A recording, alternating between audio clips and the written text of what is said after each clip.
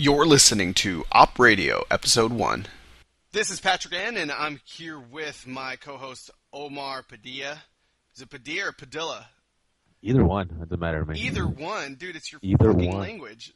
Either one. I always go by P anyway, so. What, are you trying to copy me? No, I just don't want anybody knowing my last name. You don't want... Oh, well, I fucking told everybody. How about that? No, we haven't decided which one it was. So it'll be fine. Everybody knows your last name now. I just told them. Welcome to the first show. We're just throwing stuff out. Yeah, we'll see how it goes. It's already bombing. It's already bombing? It's already, Ask your mom if it's bombing. She's listening right now. It's already bottom of the barrel right here. We'll be all right. I remember I went to go. Where did I think I went to cover a WEC event over in Vegas at the. I think it was at the Joint at the Hard Rock or wherever the hell they have it. I love WEC, by the way. And the guy, he's like one of the guys that, recruits the media, like, oh, come and check, the fight out and come cover it or whatever. And so my buddy and I show up. Yeah. And then he literally just tells us, man, you show up to this, but you don't come to the UFC cards? This is like the bottom of the barrel, man. And fuck like, no, dude. Oh. WEC rules. And it was great. It was I think it was the show or the fight, the card that had Paulo Filo's first fight against Dorkson. Uh-huh. And Carlos Condit against, who did he fight? I forgot who Condit fought that night. I don't know. Brock WEC, Larson or something. WEC I think is way better than UFC. Like, their weight class is better. There's more technique. There's more technique and strength. And so it's not just some big-ass fucking Brock Lesnar just holding you and just doing little baby punches and shit. Yeah. And I remember that's when Elijah Faber just barely came up and he was kicking ass. Oh, man, you had him while he was rising. That dude was like the Mike Tyson of his weight class for a while. Yeah, this was like, 2 or 3 years ago now. So. Dude, you're fucking lucky, dude. So they were, now, I don't know. Now you don't cover shit. What the hell happened to Omar Padilla? I don't do anything now. I just talk. All right, speaking of MMA, Dana White says hell no to Herschel Walker joining him. Opinions on him? Come on, big football guy. What the fuck? What's the point? What could be the possible? Herschel Walker, did you see him fight? He was awesome. He just pounded on that poor guy. Who did he fight? I don't fucking know. Exactly. Who did he? The guy's like going to be 50. He has no business doing anything. Hey, but do you think, okay, so Jose Canseco called him out. Would you pay to watch that fight? You totally would. Come on. You would watch Herschel Walker versus Jose Canseco. Probably not. I mean, it's just, it's like it'd be watching like watching heavyweight boxing now. Just a bunch of untalented guys trying to pound the shit out of each other for no reason. Except these guys might be like D-level celebrities or something. This comes from the guy when he was speaking off the air. He was talking about how depressed he was that fight didn't happen. And I don't even who the hell was supposed to fight? Mayweather and your mom? That was I couldn't care less about boxing. Everyone was so hurt, trying to point fingers at who was trying to do what. Like, man, who cares? This is going to be okay. So this first episode is going to be a total has-been MMA show, because Crow Cop's fighting in the next UFC. He done or he's still good? He still got value or what? You know what? Now that you mention that, everybody on that card is old. Aren't they? That's because I was going to talk about this card, man. And everybody's old, right? It's like I don't even know why they're. It's the Legends card. Just like the one that the UFC, Omar, the UFC guy, missed the last UFC. I think it was 106. I think I missed the last.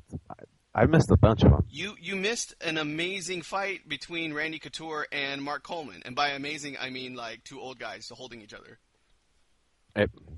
You're about to get a whole card full of that, right? 110 right here, man. Because Crow Cop, is he done or what? I don't know. This is the kind of fight that could probably get him back for a couple of more rounds. Did you see his last fight? He looked like shit, dude. I believe it.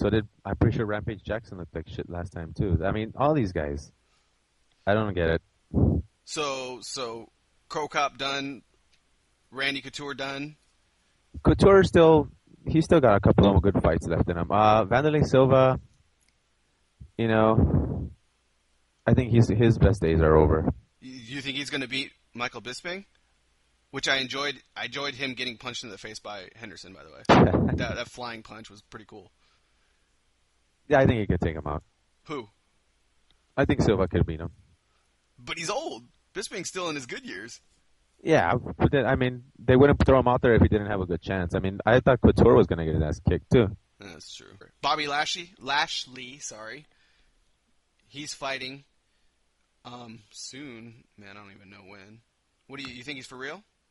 Have you seen him fight? Yeah, I just read something that he's completely out of the whole wrestling thing now for sure. Oh, okay. And that he's just going to dedicate himself to the whole MMA thing, which is fine. I mean, I like Lesnar left. I mean, wrestling fans are always going to back up the whole wrestling world, talking about these guys being sellouts. I kind of respect. I like the way Lesnar did it, where he just straight out said "fuck you" and left. Well, but Ashley tried to kind of stick around and kind of use it as like a launching pad or like to promote his MMA career. Yeah. But still trying to stick around at the same time, giving it the finger. And it pretty much backfired on where it was like, you know what, fuck you, dude. Even if you want to be here, we don't want you here. And now I think he kind of finally got the hint. And but is he a good fighter? Have you seen him? I haven't seen his fights. I have had no interest. I had no interest in him in wrestling. I have no interest in him in MMA. I seen him fight. He's okay. He's just this big steroid kind of guy. And he's just a big dude. Yeah, he's just a big dude. But I don't. The problem is that unlike Brock, who was actually like a mutant, you know, like he can actually grab you and hold you, and you can't move. I mean, Frank Mir. I think even though all the shit that Frank Mir's been talking about, I think the same shit's gonna happen.